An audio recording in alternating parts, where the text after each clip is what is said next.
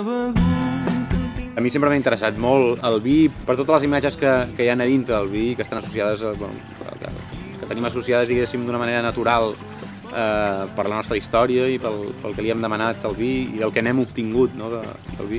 I llavors, doncs, el Set tota la vida és el nostre quart disc i fèiem moltíssimes referències al vi. El Set tota la vida és un títol d'àlbum que surt d'una cançó que es diu Qui n'ha begut en tindrà set tota la vida.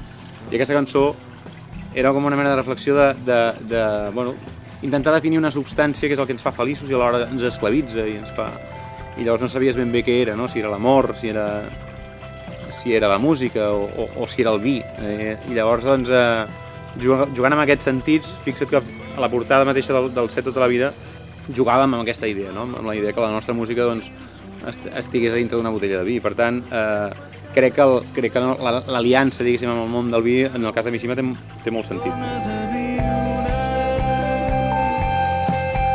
El vi blanc doncs, té moltes possibilitats. Està associat a un tipus de consum doncs, més d'estiu, com de cosa més lleugera, si vols fins i tot més frívola, però jo crec que no és veritat. Segurament té més possibilitats, encara que el bevem moltes vegades com un refresc i que és bo que sigui així.